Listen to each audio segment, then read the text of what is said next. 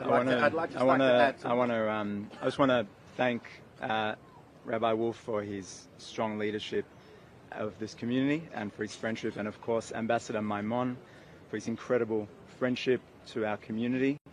Ambassador Maimon is not just a dear friend to the Jewish community, but to all Australians, and we are fortunate to have a leader of his caliber here among us. I also want to say that we woke up yesterday morning and this morning, and parents across our community held their children tighter.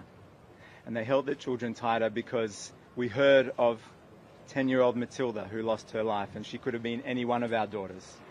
I've got a 5-year-old daughter. I've got a 9-year-old son. It could have been any one of us who lost our children or our parents or our loved ones. This is what happens when demonization and words of hatred are allowed to fester for 2 years. This is what happens. Words matter and silence matters. And when good people stay silent and when there is a vacuum of leadership, it inevitably leads to violence. And that is why every single person in our community has been saying, we are devastated, we are heartbroken, and yet we are not surprised.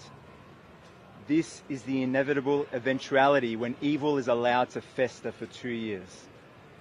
And now it is a watershed moment for our nation. We need to stand up. We need to stamp out this evil.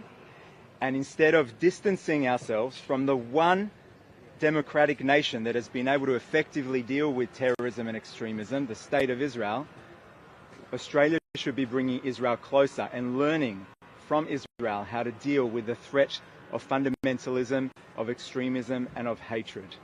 That is what should happen right now. Australia and Israel should stand side by side, realizing that the two vile monsters who stood on that bridge over there and plucked off Jews for 10 minutes straight with their shotguns are the same type of monsters as the 3,000 monsters and terrorists who invaded the south of Israel on October 7th. And let's not mince words. This is the worst terrorist attack on Jews anywhere in the world since October 7th, 2023, and it happened on that bridge over there. This is the worst massacre since Port Arthur over 3 decades ago in Australia, and it targeted Jews. This is a wake-up call for our nation to stand side by side with its Jewish community and side by side with the State of Israel.